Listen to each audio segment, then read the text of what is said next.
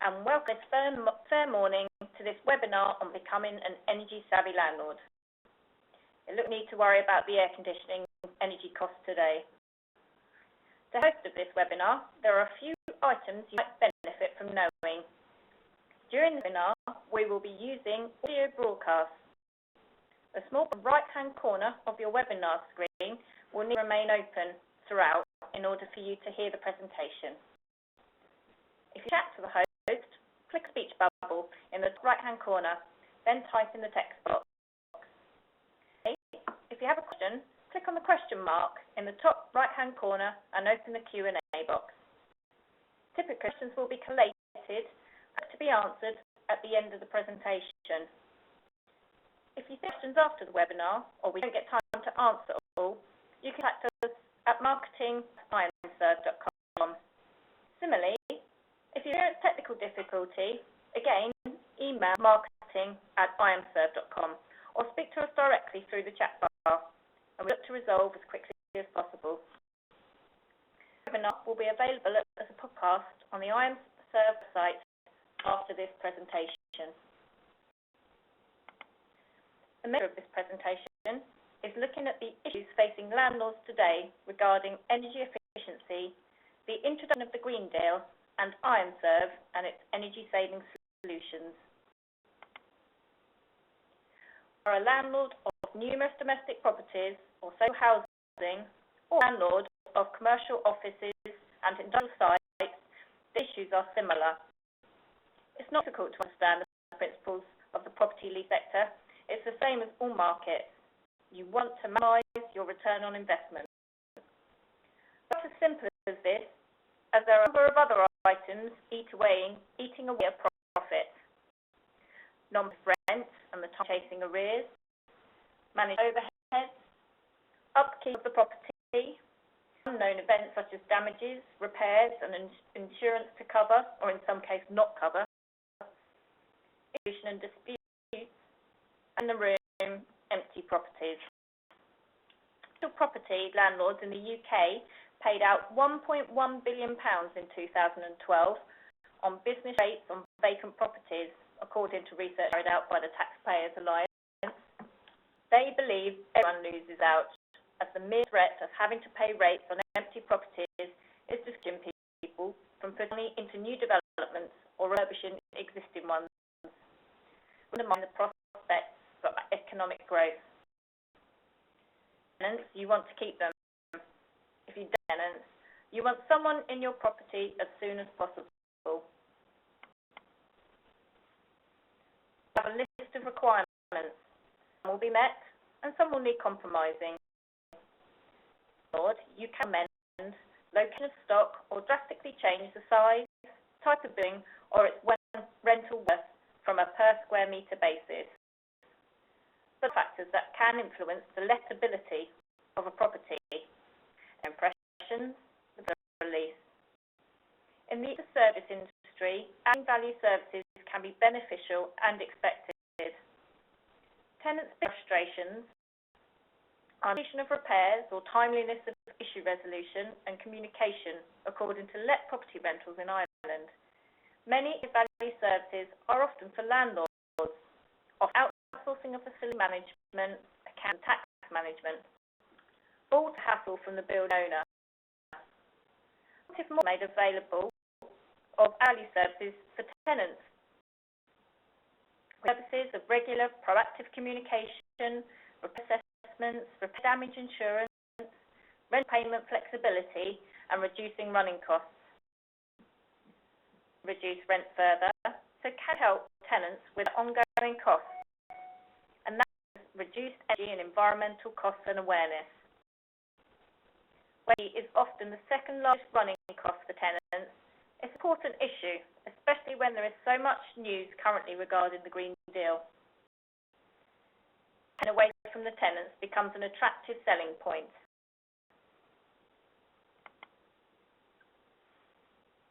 Some of these landlord issues are not a problem for those who have new building stock.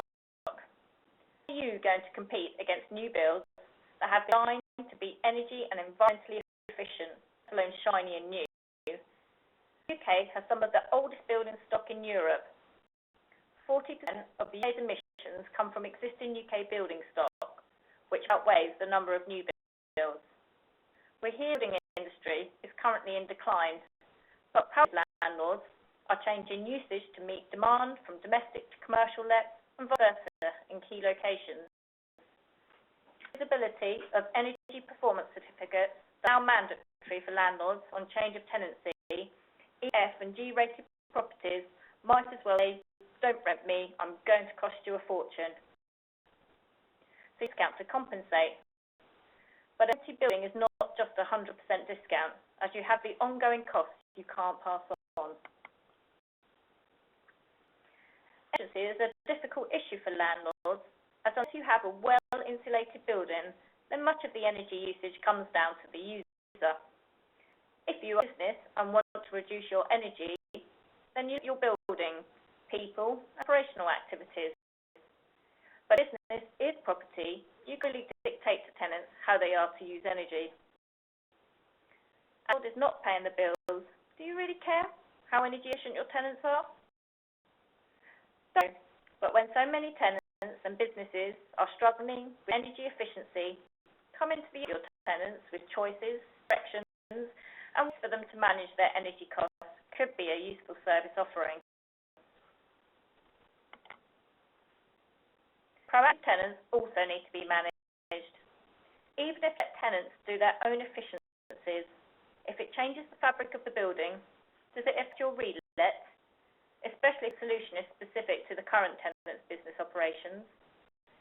And with the Green Deal, what will you say to your tenants if they come along and say they are interested in the energy efficiency offerings?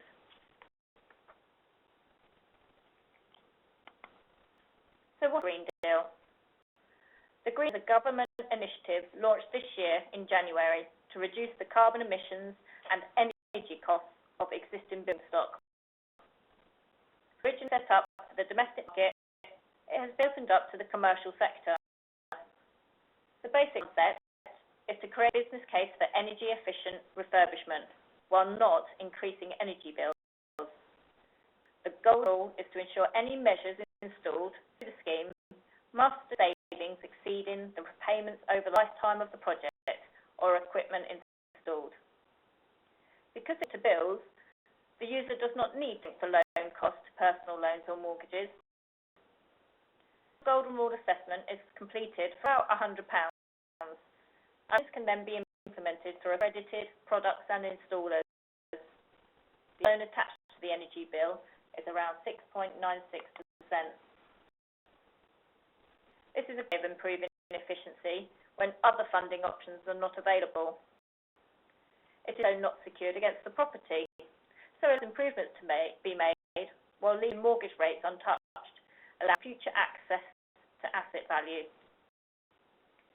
It should mean that bills don't change, because the investment should be less than the savings made, not taking into account inflation. And for landlords, as the pay is linked to bills, it's the tenants who pay. This landlord, the tenant,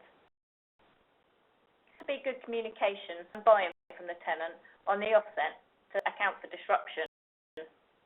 Energy bill cannot be split between energy costs and the improvements, so there is not an easy way for landlord to offer to pay for the improvement. Why do you not just go for a more efficient building with lower bills? Persisting tenants to move may mean this is a good compromise to reduce costs. They are not seeing those reductions unless they receive lower rent. For both parties, the loan is competitive. Are you willing to pay the accreditation premiums? And the tenant would want to see the benefits much earlier, and certainly not for future tenants. Good.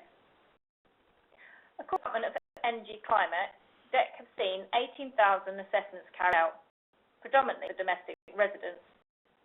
However, according to the BBC over the weekend, 200 homes have actually signed up for loans.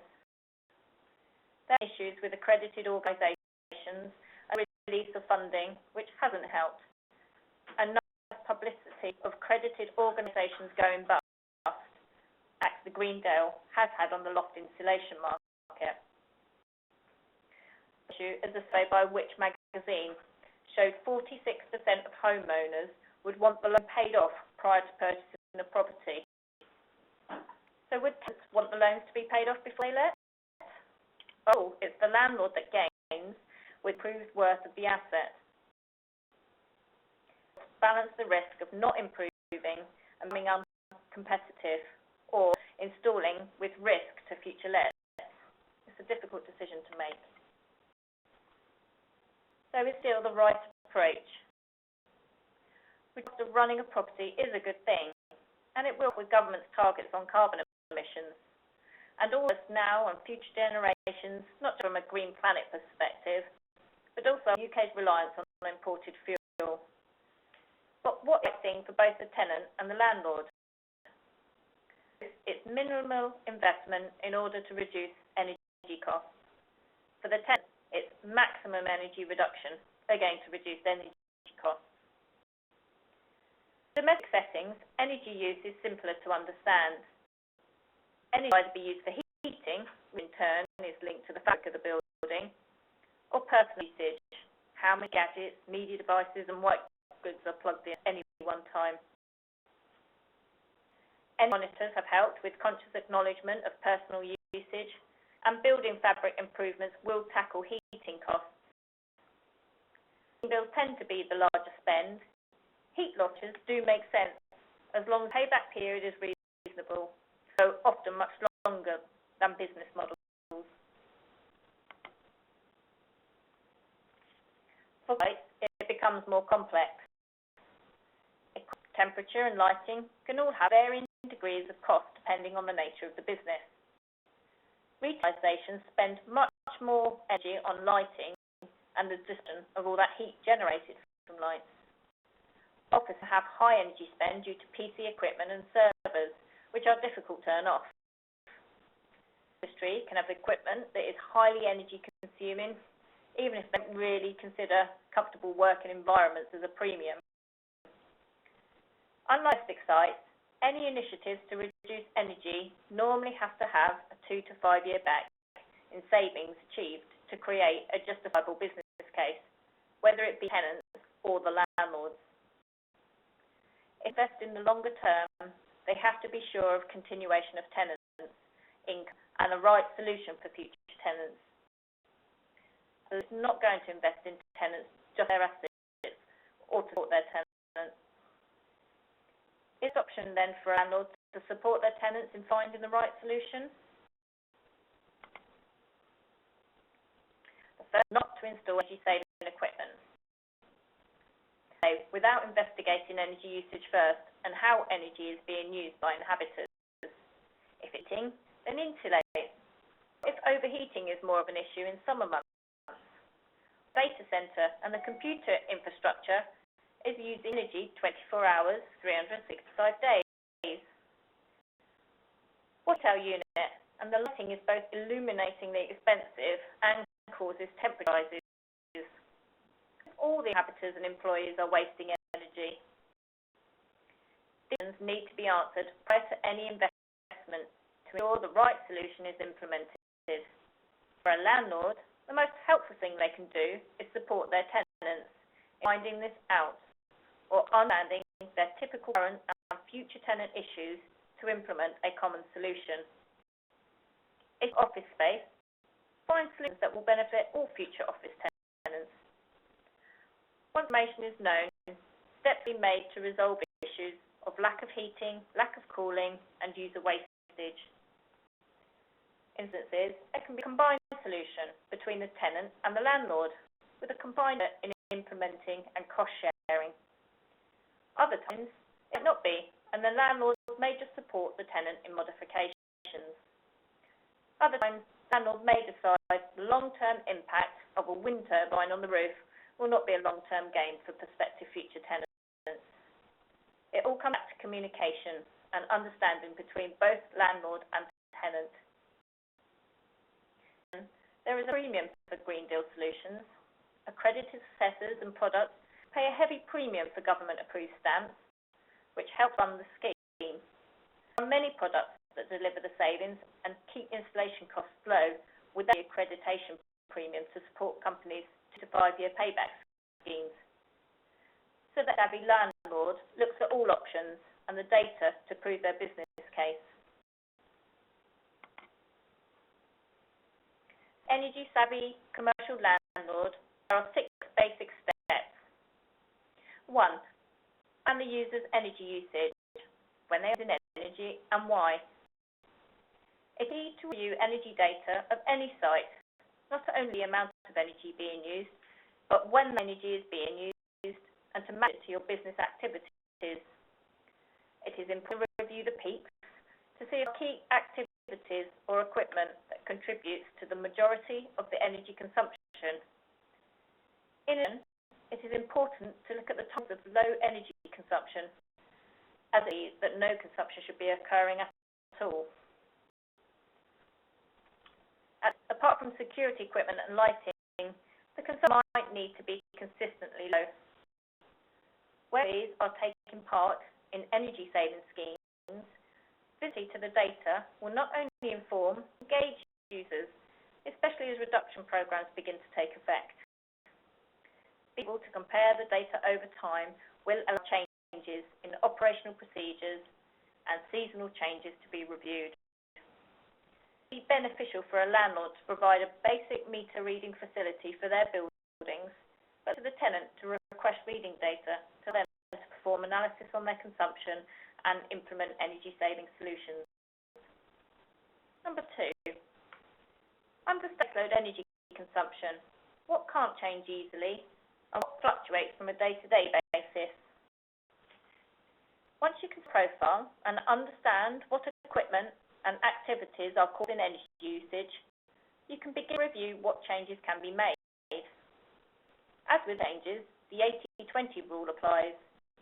You want those changes that are the simplest to perform while gaining the most savings. It may be the case of reducing energy to zero at certain times.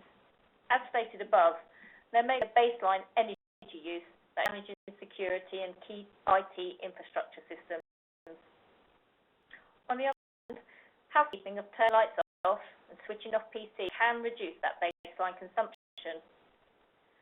Another area is the time the energy is being used.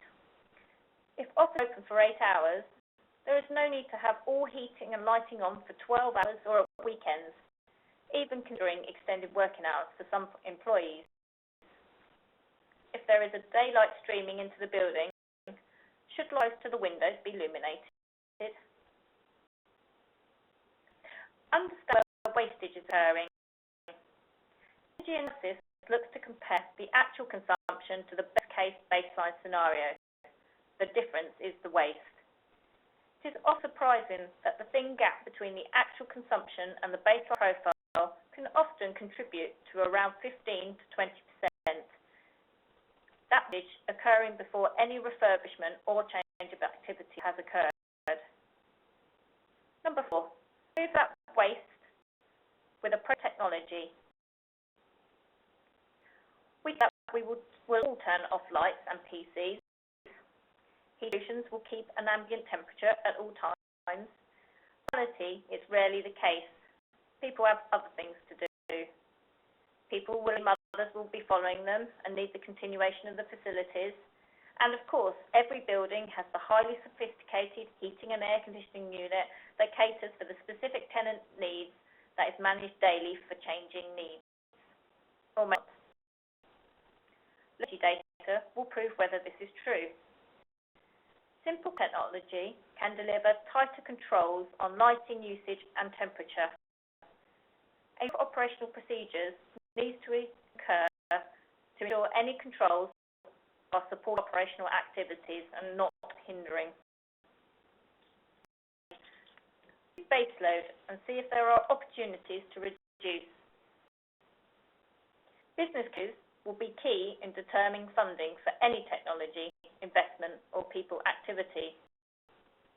As business cases, data is going to be key in factualizing the future savings that can be made.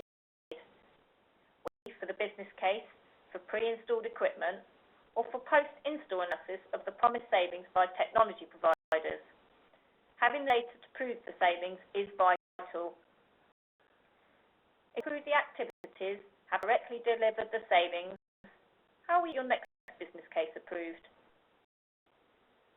Which has been eliminated.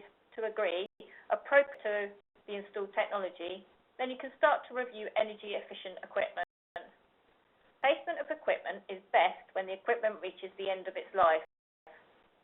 Placing the light bulbs in a building may have a payback of 5 years, but often people don't take into account the manual replacement time, which increases payback duration unless you have resource available.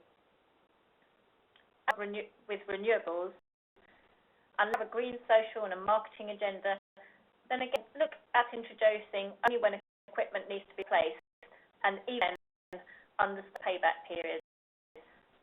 Renewables and government payback schemes can provide reasonable paybacks, but all that renewable energy going on waste energy consumption. Again, business case perspective, there are easier battles to win when it comes to energy efficiency. And 6, see each step as the business changes or the next level of granularity can be investigated. Choose the next hanging fruit of next easiest project for the next greatest gain, and so on, until it becomes not cost viable or people are willing to extend the payback period. Tech will change, operational processes will change, public opinion will change, and so energy prices. This allows a continual review of solutions. Each cycle of improvement will offer savings. Each cycle of improvements should have a business case.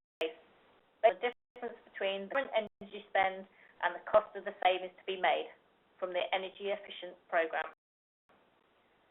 Consider savings made in future years. As many people not only forget the impacts of energy efficiency programs, but assume the stopping of solutions will mean energy will return to past high levels. Remember that savings are not accumulative. Implementing one solution may save 20%. But implementing 5 solutions will not reduce your energy bills to 0. People awareness and reduction campaigns are great to get buy-in to changes. But if you want your employees to be the ones to deliver the big energy savings by remembering to turn off the lights, it really reduces the waste, as there are other things to worry about. I'll pass you over to my colleague to talk about IMServ and some of the business solutions engage in to reduce the energy consumption, cost and carbon.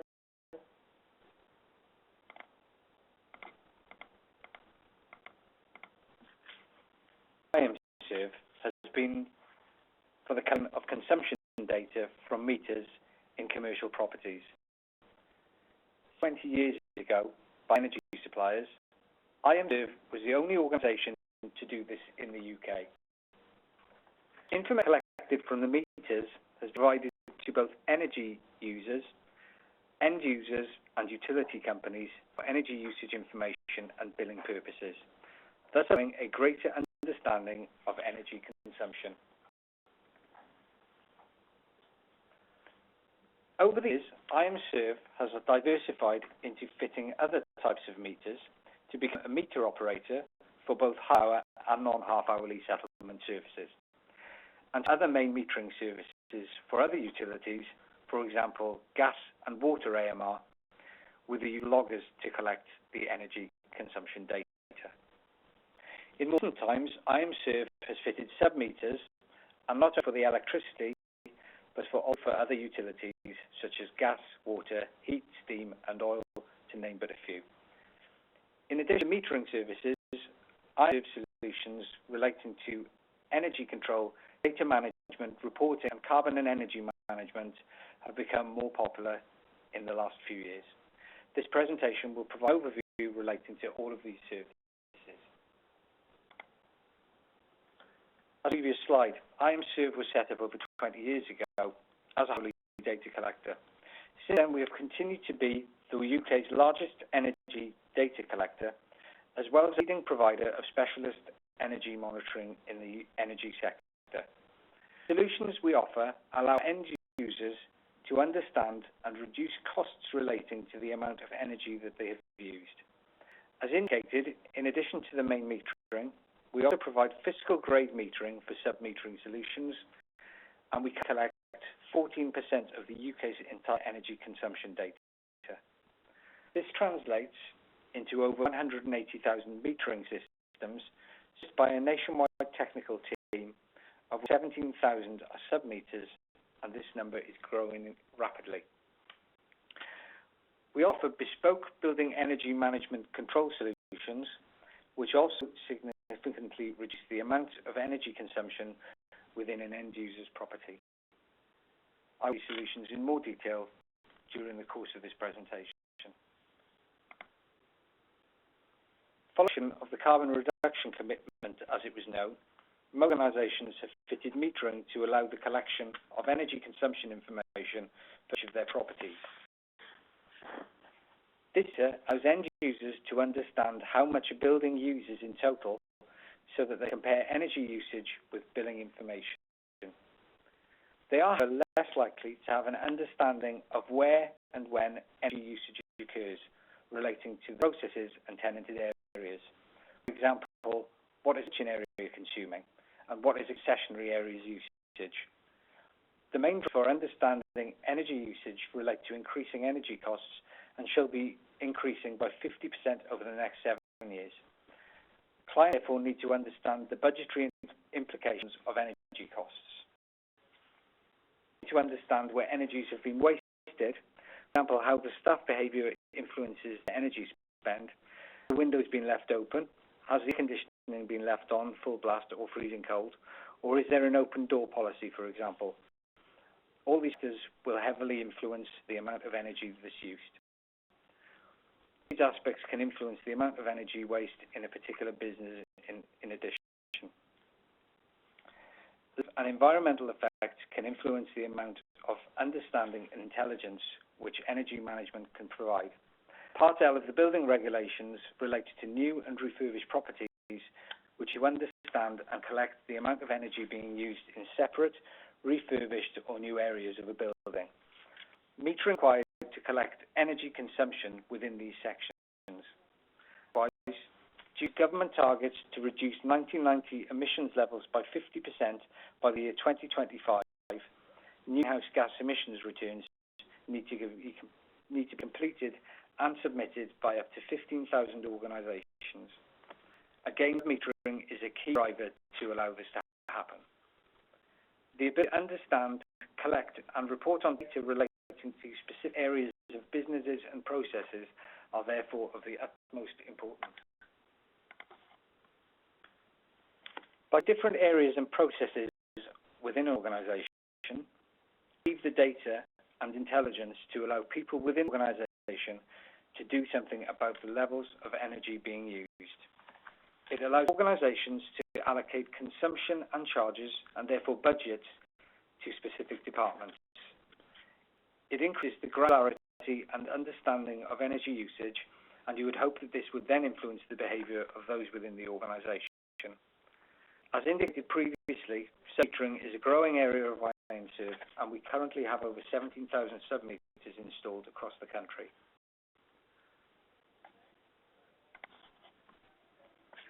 For many, sub-metering was a simple collection of consumption data with the use of a billing-grade electric meter.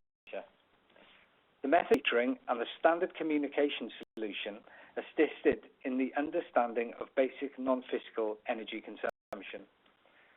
Although still applicable in certain situations, this was for electricity usage only and was used generally for different areas and to budget holders to understand more about specific processes. The info was collected remotely and displayed in IMServ's Visualisation tool, EDV, or Energy Data Vision. Sub-metering is still applicable in these situations, but does have higher unit costs applied to it. It is 1 meter with one method of communication, and each is connected to individually, and therefore the ongoing annual costs can be quite high in comparison with alternative solutions. For more electric meters in a building or where multi-utility submetering is required, aM&T, or automated monitoring and targeting, is a more sensible and cost-effective solution.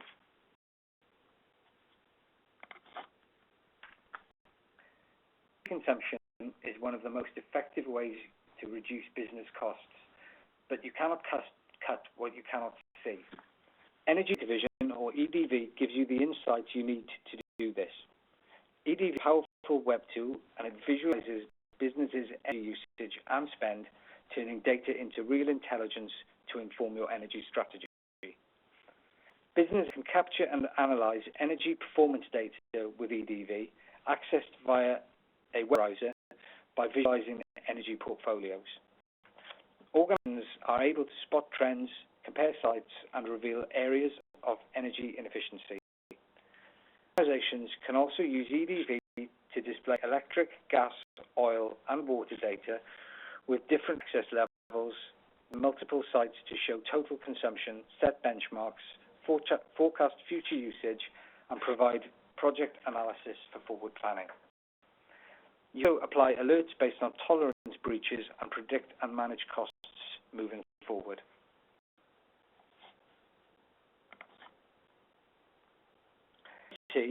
Automated monitoring and targeting, is the next stage of submetering. It allows multiple meters and utilities to communicate into EDV via different logging, communication, and metering methods. It can deliver data in both real-time and day+1 frequency. The advantage over traditional submetering, which can only deliver data in day+1 frequency. The aM&T solutions use data from different sources, including fiscal and non-fiscal meters, data loggers, and building management systems to understand where, when, and what energy is being used and to what extent. It also allows organizations to identify trends and potential areas of energy waste by providing a more holistic view on their usage.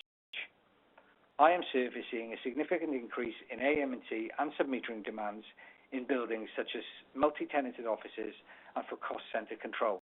To provide one such example, IMServ is currently undertaking a large IT server room contract where submetering is required across the estate of a multi-site public sector organization. The information relating to IT usage is then subtracted from their DEC submissions. IMServ can offer a full managed metering, installation, data, and reporting service. Alternatively, we are able to collect data from the meters and provide information into a third party's data hub for alternative reporting purposes. Due to the bespoke nature of submetering in aM&T, in the majority of cases, a site survey is required upon which a bespoke proposal is issued. To provide an example of IMServ's aM&T solutions, we undertook an installation of a large office block in Manchester. At the time of site survey, we identified that only basic electric submetering was installed, and meters were manually read at varying frequencies. Bills were therefore not accurate, and there was not enough information provided to the end users to satisfy energy requirements. In addition, the bills were allocated on office space only and non-actual energy consumption. In our survey, IMServ installed 25 Tenants submeters and Landlord submeters, which energy usage for the lifts, chillers, and other common areas. In addition, gas and water submeters were fitted, and data collection was made via data loggers, modems, and action of information from numerous other meters. Landlord is able to book in preventative planned maintenance, which identifies the efficiency of equipment and allows maintenance requirements to be identified. The project is such a success that the Landlord is now looking at the possibility of adding control solutions. Energy management system is the next level of energy management. Typically, a building management system, or BEMS, is a larger scale control solution which relates to a traditional, more expensive solution on internal systems including fire alarm, security systems, and maintenance requirements. The IMServ solution is a mini building management system, which can effectively control control as much as 84% of the building's energy usage. Offers data, intelligence, and the resulting action of staff. The energy management system negates the need for human interaction and offers automatic control to assist in the level of energy reduction. A building management system is a cost-effective alternative to a full-scale building management system and can be applied to simple sites with low to medium levels of energy spend. And controlled by the implementation of rules-based control of the lighting, heating, cooling, and small power loads, and the typical payback of a building energy management system is between 18 to 24 months. The end of a building energy management system allows staff to focus on their day job rather than trying to influence the energy spend, and allows an organisation to apply a single energy policy from one location. It can be applied across the portfolio and allows site comparisons, benchmarking, and league tables to evaluate different locations. In fact, a building energy management system allows organisations to avoid waste by controlling lighting relating to preset rules. For example, a rule can dictate that internal lights will not be switched on until the hours of operation and to preset lux levels. Lighting can also be split to take into account the reduced levels of lighting, for example 40%, and can be used for stock taking or cleaning purposes and only turned on during operating hours. Internal signage will not be switched on unless it's set to do so according to the preset timings and lighting levels. The heating and cooling systems can be controlled to ensure that they do not conflict with each other. For example, having the heating and air conditioning on at the same time, which is extremely wasteful. In this instance, bands can be created to ensure that when the temperature is comfortable, neither the heat or cooling systems are able to be switched on. By small power and linking it to a security alarm or last man out switch, up to 25% of energy relating to printers, PCs, and office equipment can be achieved. Overall, control eliminates the human element in managing energy reduction, and our control solutions offer both wired and wireless solutions with simple, non-intrusive installs. Performance tracking is available on a managed bureau control service, and the main key to control is the return on investment or payback. Shows the typical savings on energy where a control solution has been installed. The blocker on the graph is the post-energy control usage, and the lines show the pre-control energy usage. You'll note that there's a high base load with the air conditioning left on 24 hours, 365 days a year. By linking the equipment to a last man out switch and by modifying air conditioning timings and changing the lighting strategy, as described previously, of energy has been reduced significantly. In addition, a different lighting strategy relating to cleaning and stock taking timings have been applied, and also the addition of temperature dead bands has resulted in a reduction of 25% on the energy spend.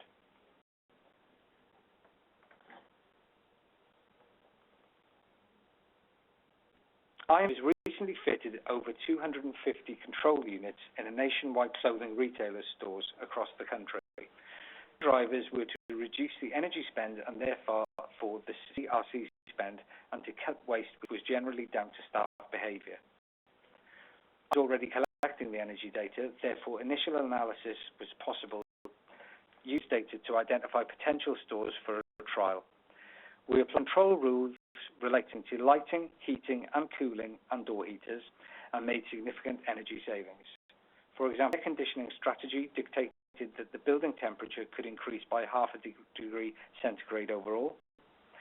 The air conditioning was switched on 20 minutes after store opening and turned off 30 minutes before store closing time, and fire band was applied between the temperatures of 18 and 22 degrees.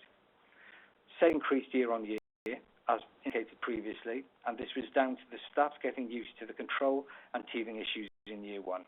In year two, energy reports were issued relating to profit and loss at each site, thus making stores responsible for their bottom line energy spend.